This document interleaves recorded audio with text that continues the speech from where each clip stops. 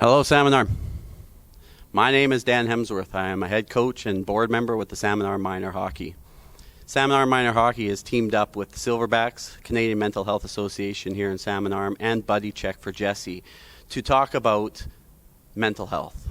Today, January 26, 2022, is Bell Let's Talk Day, and I'm going to be sitting down with a couple players and the coach of the Silverbacks and Denise from the Canadian Mental Health Association to talk about mental health and what resources we can provide that Salmon Arm provides here for everybody. I'm sitting here with Tyler, head coach of the Silverbacks. Tyler, first of all, congratulations on the season so far you guys are having. With the season and the length of it, you're going to run into bumps along the way. How do you keep your players mentally focused, ready to show up?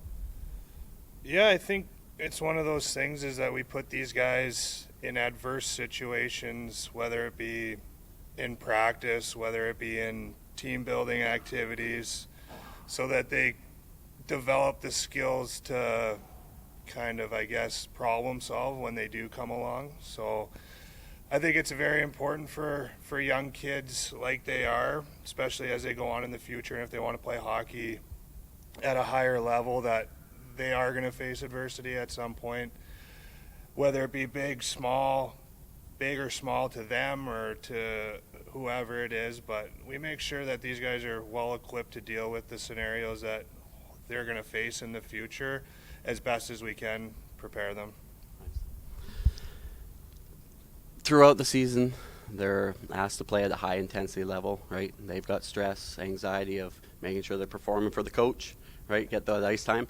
What do you do throughout the season to give them a mental break, right? So that they can regroup and be focused and ready to play next time? Yeah, I think it's important for us to make sure that we give these guys ample days off away from the rink. I think when I played, it's always good to get away from the game. If you're only thinking about the game and that's all you're thinking about, it becomes a very big burden, I guess, on you at times when things aren't going well. So make sure they have days off they could spend with their billets or their family. We do a lot of fun activities around the community that obviously we're allowed to do with the COVID rules right now. But facilitating these guys with skating on the pond, doing different things away from the rink, but in turn still giving us a chance to get better and push forward throughout the season. But firm believer in days off, get these guys away from the rink, but when it is time to be at the rink, that they can be focused and dialed in and making sure that we're getting better. Because at the end of the day, these guys want scholarships. The organization, the community wants winning hockey games and a competitive team. So I think just finding the balance for these guys to have time by themselves, but also to be at the rink because they are from different provinces and different countries, and we kind of are a big family when they're here, and a lot of times the support system is their teammates. So it's good to have them at the rink quite a bit so that they're together, but it's also important for these guys to get away from it. Yeah, it's almost, I guess you're saying, it's their second family, right? The team themselves as a team.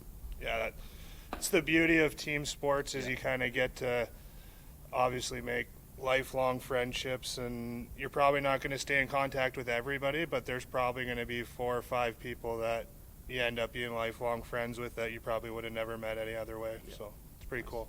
Nice.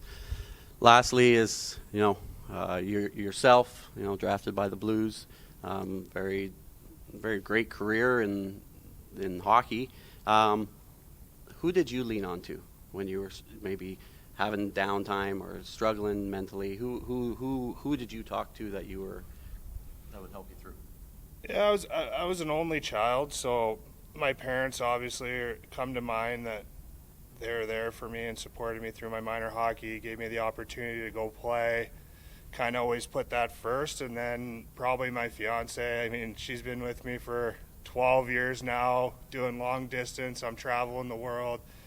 She's stuck in there and hung it out with me, so I would say that she's been a big part of my career as well, and being there to talk to me and being there for support and kind of always let me do, I guess, what I love. And obviously getting back into coaching, I'm back on the road and spend a lot of days away from home, so have to give her a lot of credit as well. Awesome. Hey, I appreciate you talking. Good luck tonight against Merritt. Thank you very much. Yeah, I'm sitting here with Kieran with the Silverbacks, and we're going to discuss the mental side of the game of hockey with him. Kieran, during the off season, you guys perform, get physically fit. What do you do on the mental side of the game to be ready to come in for tryouts, regular season, wanting to go into playoffs? How do you get yourself mentally ready for that? Yeah, I feel like the off season, there's just so much involved. But talking about the physical side, like it's not easy having to go work out every day and having to wake yourself up in the morning every day. So like it becomes a lot. So just kind of building that routine is already like kind of working on the mental side. And if you can just kind of push through it and just stick to it, then like you're already growing. Because like I said, it can be tough sometimes. Just trying to power through those days when you're feeling tired and kind of exhausted. Throughout the season, sometimes bounces don't go your way. If it continues through games, maybe that doubt starts to creep in. How do you refocus and get back into the gameplay? I don't know. I guess you just kind of got to trust yourself and be confident in yourself. This level that we're at right now, we've gone here for a reason, and we've kind of had to deal with it our whole careers. So sure, there's going to be times where you're maybe not thinking the best about yourself on the ice, but I guess you just got to work even harder to try to put yourself into a position where you're going to eventually succeed, and those bounces will come your way, and things will start to pick up for you. Thank you. And lastly, through your career through minor hockey, junior A, you've had your ups and downs. Who is somebody that you relied on to talk to if you were having some struggles with the mental side of the game or yourself? I'd definitely say probably my mom or my big brother, because my mom, she's not like too involved, so she'll kind of just like be honest, and she was never hard on me, so I feel like that also made it easier for me to just go to her and just be comfortable telling her kind of where I was at. And same thing with my big brother. I felt like he's just always been a really good support for me, so if something wasn't going right, then I just felt kind of at home and at peace to just kind of talk with him, and he would help me out and get through those times. Awesome. Well, thank you for joining me, and good luck tonight against Merritt. Thank you. Yeah, joined here with Daniel with the Silverbacks. Daniel, since 2020, hockey has looked a lot different. How have you been able to keep yourself focused mentally in the game while it's affecting your junior career and potentially affecting maybe where you might go with it? Yeah, there's definitely a lot of things over the last year or so that have kind of interrupted or just been noise around the whole game and everything. But really what I try to do is just kind of remind myself what is most important and what I really need to focus on. And that's the things that I kind of just keep my eyes towards and keep them towards the future. And you just got to keep the loud noise out to the side, and you just got to focus on what's best for you in the future. Great, thank you. Throughout your career, the youth of hockey are now, starting to learn about rep teams, maybe potentially getting cut, or the stress or anxiety. Throughout your career in minor hockey and into junior A, how did you deal with that anxiety or that stress in the process of trying to make rep teams, trying to reach your goals? How do you deal with that? I was always reminded from people around me that the past is the past, and you just got to focus on the future, and that you can't worry about, like, one moment won't define your career and stuff like that. You just got to keep moving forward and not let the past take you down too much. And lastly, was there somebody that you relied on to when you're feeling down or not happy with what's going on, that you reached out to talk to just to release those emotions of that anxiety or stress? Yeah, I've definitely been lucky through my whole career that I've had a lot of people to surround me and I've been able to talk to, but especially my parents, my mother and my dad, they've both always been there for me. They knew exactly what to say in the right situations.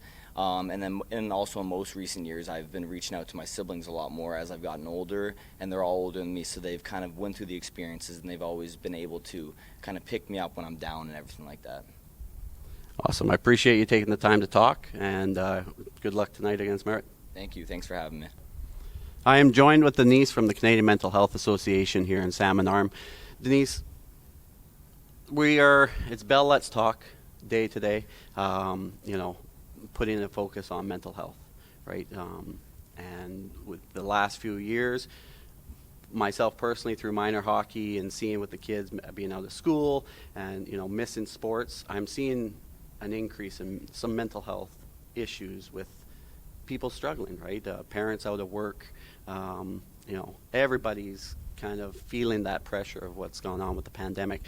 Can you give us some information in the community about what resources they can reach out to, or what's available for, or what you guys provide for our community to help people suffering? Absolutely, Dan. Thanks for that. I'm going to talk about 4 different ways that people can reach out and get that help and support that they need. One of the first things that we can do is, if we have a trusted friend or colleague or parent, teacher, whoever that trusted person is, to reach out to whoever you want to connect with and feel trust to talk about how you're doing, so that you're not alone in your struggle. And so that's one way that people can reach out in our community, is just to make that connection already to those people that they trust.